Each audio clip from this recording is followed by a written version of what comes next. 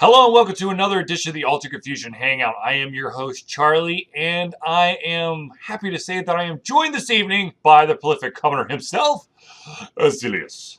Yo, I'm very excited that you do not hear the tornado sirens going off in the background because they've been going off pretty much nonstop since about 3 o'clock this afternoon until about 15 minutes ago. Nice. So if you see me like suddenly run up with the cat in my arms and running for the bathroom, that's why, because there's a tornado outside my door. Okay, It's just been one of those afternoons. seeing that no one knows where your bathroom is, if we see you get up, grab the cat, and run off the camera, we'll just assume, okay? How about this? We'll zoom the camera towards the bathroom. No one ever wants to see what's in a bathroom, unless you're into kinky stuff, okay? Just Mine, you would just see a cat litter box and some towels. It's really pretty boring. Because, well, I don't really go into detail, but the exciting stuff is you can't see it from here. Oh, Lord. Oh, Lord. I'll leave it at that. Yeah, okay. Okay, ladies and gentlemen, the topic for this evening is one that's really dear to my heart.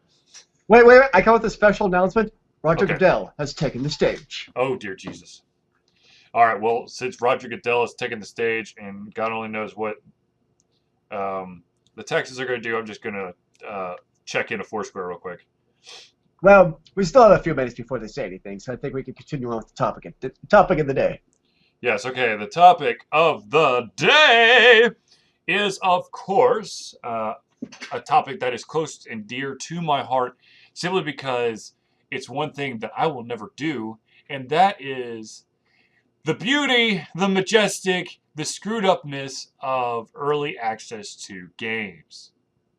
Now, I think it's basically Kickstarter, which obviously I know you don't. I know you don't, but continue, sir. Continue. Okay, so I'm sure this has happened many more times than just this one example. But one of like basically the pioneers, the one of the very first games to get out of Project Greenlight, whatever. Yeah, Greenlight, right? Yeah. Yeah. A game called Towns. They of course, okay, so they went the crowdfunding route, but the way that it set up is that you get the money when it comes in, not like Kickstarter. Kickstarter, you know how much money you're going to start off with. With the Greenlight project, I don't know if you actually start with any money. I think it's really just on you get your project Greenlight, maybe you get a little bit of a push. But then you're basically living off of the donation, or excuse me, the full game purchase price from fans. Well, if we go back to Kickstarter, though, you don't necessarily know how much money you're going to get. For example, I'm just throwing out numbers, right? Yep. Say you're going to raise $10,000. Yep. For all you know, you might get $50,000. So it's not like you know exactly how much money you're getting through Kickstarter either. That's an unknown variable in of itself. Well, you know the bare minimum that if the Kickstarter campaign is successful, you know the bare minimum amount that you're going to have to work with. And what happens if that Kickstarter campaign is unsuccessful? Say you only bring in $9 of the $10,000. What happens at $9,000? Everybody gets their money refunded. Okay. You have to meet your goal in order for the money to into your bank account. Deposited into your bank account. Yes. Now, of course, yes, there are some projects on Kickstarter that have, like, after being successfully funded, have disappeared into the ether. But there's legal speak in, because this has happened more times than Kickstarter wants to talk about, there's legal speak to kind of say, okay, your ass is on the line if you take the money and you try to run. Yeah, which makes sense. Right. So anyways, early access. Let me explain something to you, to the audience.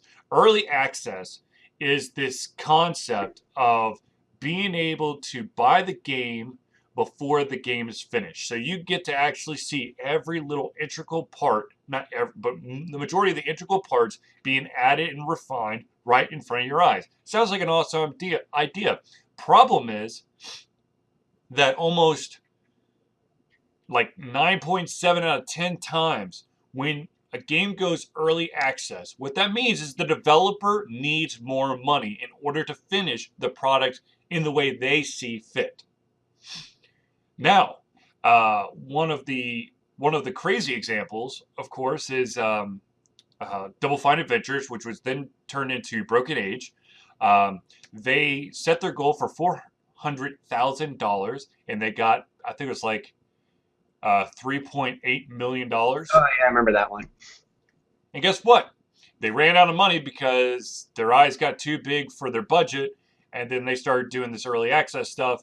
And now we're getting now this Broken Age has been turned into an episodic release schedule, um, which I will get for free, but everybody else will have to, pay for every single iteration. Well, I won't get it for free, but I paid my money, so I will receive it all without having to incur additional costs. Right on. I got you. But that's if Basically, it's like they're a all free getting season made, pass. huh? It's like a free season pass. Right, absolutely, Well, yes. it's a season pass you paid for, but you get grandfathered into. Right, absolutely, absolutely. It wasn't supposed to be a season pass, but now it is a season pass. Gotcha. So, Yep. so this game is called Towns. It's a very interesting game. It's kind of like it. I haven't played it, but it kind of looked like a zoomed out kind of um, Minecraft-ish type game where you're above the world and you just build the buildings with the building blocks. For your hero, apparently. Right. Um, it seems like an interesting concept. Now, the unfortunate thing is that they, after trudging along for so long and hoping that there'd be additional customers, there'd be additional purchases, it didn't happen. So what happened was they were basically losing 33% of their money every single month, which that's definitely not going to last long. It's a lot. Um, and so the developer said, "Look, I have to be able to live. I have to be able to eat. So it's with a heavy heart. I've got to close it down." But Yep. for everybody who's already paid, um, I'm already thinking about a way to make a sequel, which is going to be bigger and better. But I need to restructure how I'm doing everything. So those who've already paid will get bonuses for the sequel. Okay, that is a much better idea than basically just giving them the birds. But at the same time, we're talking about a very, very, very dangerous practice that's for some developers, majority of them indie, they fall into this trap of um, I'm selling you on dreams, and this is one of the reasons why you're seeing a lot of the digital games really failing to meet their goals on Kickstarter now because we're not sold on dreams anymore. We want to see that project. We want to see that product in some form. You can't say, we're going to make an amazing RPG. It's going to have 5 different classes. There's going to be 16 different monsters to begin with, but we will blast it open to 180. There will be 17 bosses. It's going to be an open world sandbox type of game with several, we'll say 7 different guilds that you could join, and an epic linear main story that will at least take you 8, if not 20 hours of gameplay alone. There's going to be a leveling up mechanic that you've never seen. You can't do that anymore. I mean, Sign yeah, me up, yo. Sign me up. I'm sold. exactly. Well, the thing is, okay, that sounds great. Let me see something from that. Of course, a lot of the developers are like, oh, well, we'll show you concept art. Okay, concept art is awesome. It is fantastic. The majority of concept art never goes into a game. It's very pretty pictures to give you an idea, a concept, a feel for what they're going for. Now, when they actually get down to putting it into a graphics engine, it's going to look different. Or you're not going to be able to do it the way you want to do it. Or you could be completely retarded and pull, was it Aliens, Alien Marine, what the fuck was that game? Aliens and Marines, Marine Alien, whatever. It was the one that the beta looked amazing, and then when the final product came out, it looked like shit. Nice. So, when, ladies and gentlemen, when you look at a game that gives you early access, it is not a beta access. Beta is free. Early access, you pay the entire price of the game. Yes, it's awesome. You get to play the game, you get to poke and prod it, you get to break at it. And here's the other wonderful thing about early access that I don't think a lot. I mean, yes, you want to make your mark, but the thing is, you are a nameless entity to these people. You're just a meal ticket. So what they're going to do is they're going to give you the ability to play the game early on. But on top of that, you are free labor for them. Actually, you paid them to work for them. Because you're, of course, you're going to feel obligated once you get in there. Oh man, this is broken. I got to tell them about it because this would be cool if it wasn't. And then it's a vicious cycle that you're not going to be able to break. And then at the end of the day, there's a good chance that if the game doesn't take off just enough, and there goes your, $40, $30, whatever. Yeah. Okay, Zelius, I'm off my soapbox for just a second. So Zelius, give us some of your thoughts. Um, I know you feel differently than me, but in my mind, I know you did, pretty eloquently give some of the differences between early access and Kickstarter. Mm-hmm. But in my mind, as far as the gaming world goes, in my mind, they're both pretty dang similar. And similar enough in my mind where that's also, I haven't really given money to Kickstarter because I don't really see it a whole lot different than early access. In both cases, you're basically funding a project that you hope succeeds. If I'm giving money to like a Kickstarter game that had, the 5 classes and everything else that you said, obviously I'm hoping that it's successful. Right. One game I did play, which I guess you could have probably considered early access, but it was free to play, but they had a microtransaction model, was Path of Exile. Mm-hmm. They may have called it beta at the time. I don't remember. I mean, this is a while ago. I mean, that was a pretty sweet game, but they also had a fully fledged game when you played it. Like when I played that game, it was already like, boom, it was there. And that was a pretty sweet game. But in both cases, to start with, going back to early access, though, I'm not probably going to be too early or interested in early access because beta's just, unless it's like really cool, like I want to get into WildStar because it sounds like a pretty neat MMO. So I want to give it a whirl because then I can also see, do I want to pay $60 for the game is another part of it too. Right. Kind of like when I played the Elder Scrolls Online. I got to play the beta to see if I wanted to pay the $60 for that game, which I most definitely did not, thankfully. I learned. And that's kind of like an early access game. Chances are I'm probably not going to pay full price for an early access game, just like you say, to play basically the early beta version of the game without actually knowing what it's about. Especially when you're playing early access, like you said, you're like pre-beta now. Yep. And I'm like, yeah, I don't feel like playing a broken game. That just does not appeal to me. And nor does, to be honest, Kickstarter. And I know you're a huge Kickstarter fan, which is great, but you bite your hand at me. Okay, so yeah, at the beginning, I was sold on hopes and dreams. Okay. Now, if you looked at the stuff that I have kickstarted since the huge rush of my kickstartingness, this is whatever. I'm not kickstarting anything digital. Not a damn thing, because if it's going to succeed, it's going to be awesome. I'll pay the full price. I've got no problem with that. I don't want any of the early access stuff, because to be honest with you, there's still games that I like kickstarted 2 years ago that I'm now getting. This is the T-shirt from one of them. I just got it in the mail like 2 days ago. I like the T-shirt though. I gotta say. I know it's called Castle Story. I really don't remember anything past that.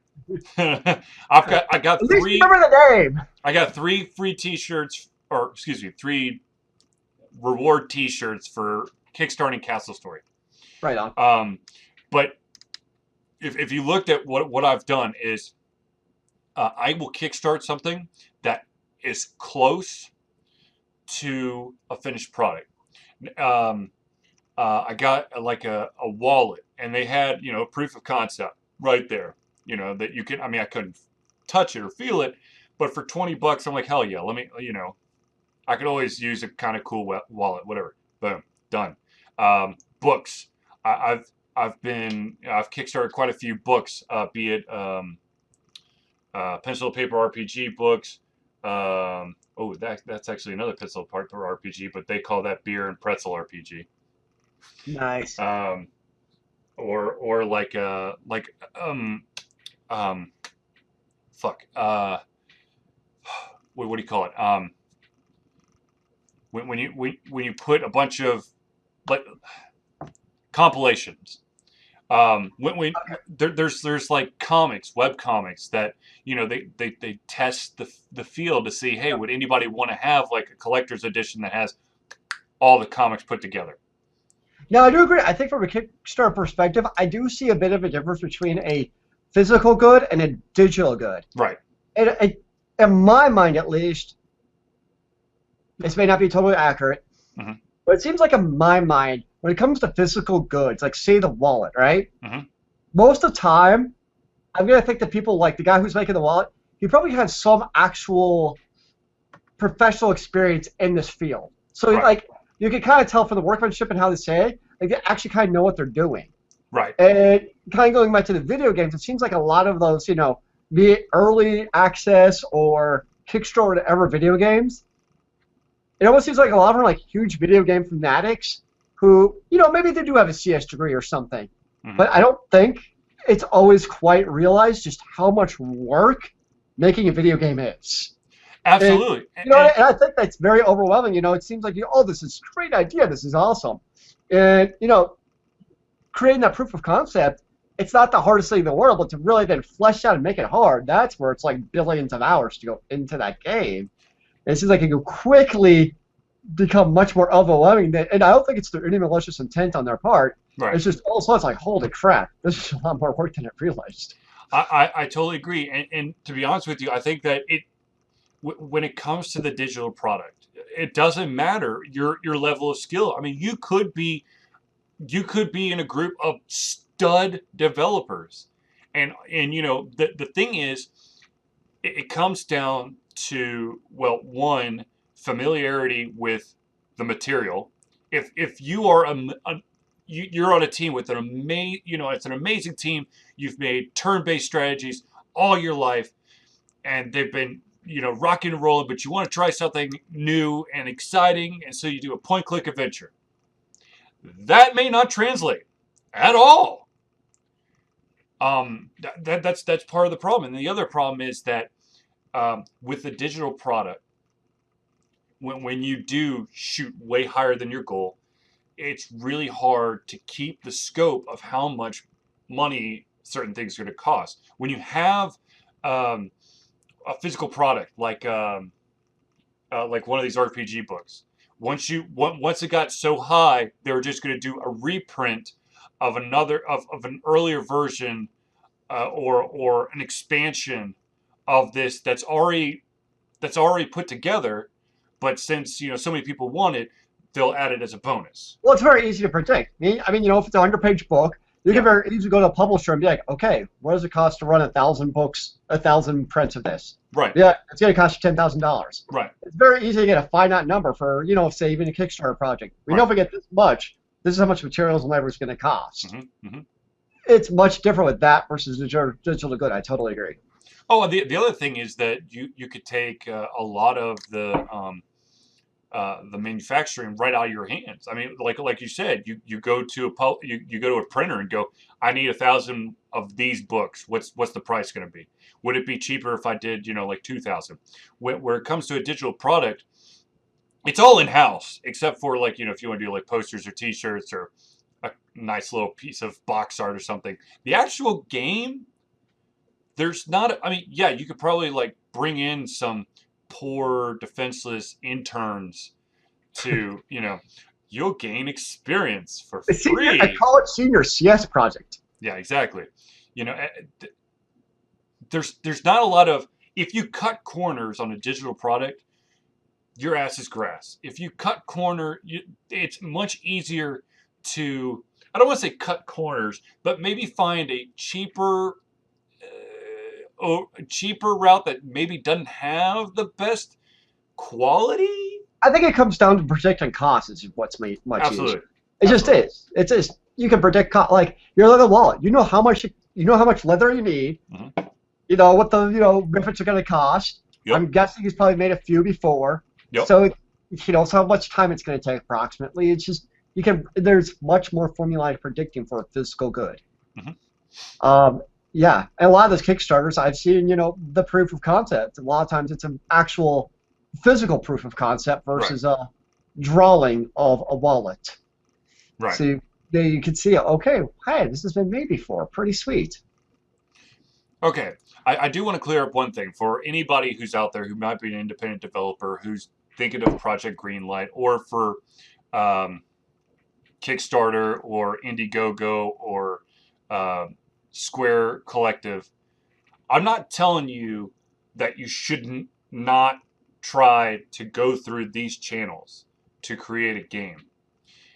What I'm saying is that if you're going to do that, you better make damn sure you know how much money it's going to cost and you get people who actually know the source material. Even if it's an original IP, if it's an RPG, you want people who have a background in programming and designing an RPG.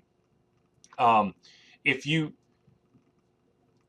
I know that sometimes when it comes to like a crowdfunding type of thing, you you don't want to get your hopes too high. So you just want to get that minimum goal out there and you'll be happy if you hit it. But you need to at least for the stretch rewards, you need to at least in the back of your mind, you don't have to put it on Kickstarter immediately or Indiegogo or wherever.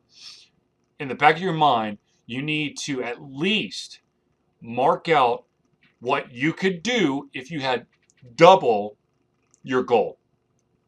Because realistically, not I mean, there's not going to be a lot of projects that are going to be able to like completely exceed their goals astronomically. But there is the capability of let's say that you decide that it's going to cost you $25,000 to make and you end up with $42,000. You've already mapped it out so you're not over your head. The toughest thing for any project, be it physical or digital, is dealing with a realm you don't understand. And I'm going to be totally honest with you. Finances, totally out of my realm. I know that money goes into my bank, and I know I got to be very careful when it leaves the bank. But trying to price out stuff on the fly, for what could be, you're doing like a campaign for, I think it's like 2 months or a month and a half. Having to basically pull all that together and throw it on there. That's not me.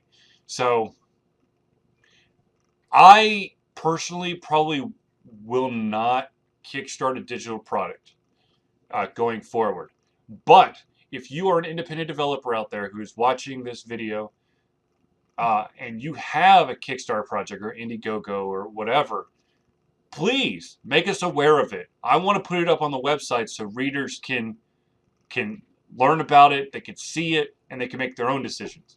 I, in no shape or form, control everybody's wallet in the universe. I just want to put It's that out probably a there. good thing. Yeah. We would have some Yes. issues, including myself. There'd be a lot of anime. Oh, good lord, that's all I do is more anime. Anyways, yes. Okay. So, um, I believe that was a really good topic. I mean, we basically almost went an entire 30 minutes there going back and forth. Fantastic times. I like it. I'm just gonna stick to my MMOs personally. Right. Okay. So, I speaking of MMOs, okay, first of all, Which is not going to be Elder Scrolls Online, yeah, right, right. which is sad. But I I want to try WildStar. I really do want to try WildStar. I played it, but it was like 3 years ago at a PAX, I and I saw that like it started like in 2009 or something. yeah, That's a something long like that. time ago. Yeah, yeah, I didn't know. I didn't know it had been in production that long. yeah, yeah. It sounds almost. I hate to compare games sometimes, but it almost sounds like a Borderlands type of MMO in terms of the content and like the type of personality and humor of the game. Kind of almost Hmm. like irreverent humor type in the game. It kind of tries to take like gaming lightly, Right. more so than some other MMOs. Hmm. Um, and the combat's a bit different. I've read where it's like most MMOs, it's like you target one mage attack him, target another mage attack him. Yep. Or it's basically WildStar, it's just you basically have a frontal reticle. You just kind of fire or swing or whatever. Yep. And you're just kind of aiming instead of actually hitting, instead of targeting. Right. So I want to give it a shot, and part of it I think is, I've kind of done most of what there is to do with Final Fantasy 14. Hmm. So I'm kind of like, maybe this could be my next bend. Who knows? Hmm. Hmm. So I'm just kind of, and $60 price tag. Yeah, I definitely want to try it out first. Right. Absolutely. Absolutely. And part of it too is, how many MMOs are really worth paying $60 for out of the gate. Right. We saw what happened with Elder Scrolls Online, where prediction is how long is that going to take to go free to play? If it even makes it that far, I don't know, obviously, but well, I don't know if you saw actually, but the Elder Scrolls Online was supposed to go online on the consoles. I think they said like June 30th or something. Hmm. Excuse me, here allergies are kicking my butt. Apparently, they just announced today that that's going to be pushed back about 6 months because Yep. of server connectivity issues with the consoles. They're talking. I mean, shit, that's 7 months from now. Yep. It's like, holy crap! With the launch that Elder Scrolls has had online? How is that going to pan out in 7 months even? I mean, look how long it took. It didn't take Star Wars: The Old Republic to go free to play very long, and I know it wasn't universally loved, but it was not panned nearly to the extent of Elder Scrolls Online. Yeah. I mean, Elder Scrolls Online just apparently for everything I read just sucks, whereas Star Wars: The Republic it just had too high of expectations. It wasn't a bad MMO. It was just it had skyrocketed expectations, whereas Elder Scrolls Online apparently just does nothing good. Well, okay. So yes, for Star Wars: The Old Republic, there was this huge anticipation, and no one, not even Blizzard, could have made an MMO to meet those expectations. I mean, it was just insane. They wanted basically to be able to jump into the Star Wars universe that was in their head in game form. I mean, I enjoyed Star Wars Online. Right. I enjoyed it. I mean, I played all the way up to level 50 and did my storyline. I thought it was a good game. Hmm. That's interesting. Keep going. Keep going. I know. I know. Keep going. Uh, no, I mean, I perfectly enjoyed. I mean, it was a good game. I played it for a good solid months, did my storyline and all that good stuff. So I thought it was a good game. Yeah. Um, and I'm happy I paid the $60 for it. So that was a good game right there. Hmm. Um, I haven't played it since then because obviously I moved on to other MMOs between then, like Guild Wars 2 and now Final Fantasy 14, and see what. Obviously, I'm an MMO addict, which yes, Hmm. some things For haven't better or changed. for worse. I know for better or for worse. I don't believe me. And I think part of both. I think kind of both what Star Wars Online and I know I never call it its proper name, but Star Wars Online and Elder Scrolls Online. A lot of people out there, as shown by the success of WoW, they really like the idea of MMOs. Hmm. It's like, dude, this is awesome. But I think people are also looking for a game that really does a great job of breaking that World of Warcraft mold. Yeah. It's a very much a formula. And I played Rift and Final Fantasy 14 heavily, and they all have their own little differences to World of Warcraft, but at the end, Hmm. it's still a World of Warcraft derivative. Yeah. It just is. I think people are really they're looking for the true Eve aside. We'll leave Eve aside because that really is its own true unique MMO. Yeah. I'll give it credit for that. Yeah. I think they're looking for a non-Eve, non-World of Warcraft MMO. Hmm. That's hard to do because you gotta have someone who's obviously willing to put a lot of millions of dollars into an MMO that's a novel idea. Hmm. If you're looking at it as a publisher, somebody who's going to finance this MMO, it doesn't follow a formula that you know is going to work. You can be like, wow, do I really want to invest $5 million into a game that Yep. Yep. you don't know is going to succeed? So I totally get why they're formulatic. But I Hmm. think that's part of those expectations come from is people want an MMO that breaks through that mold and you can really do whatever you want to, like in Oblivion or Morrowind. Hmm.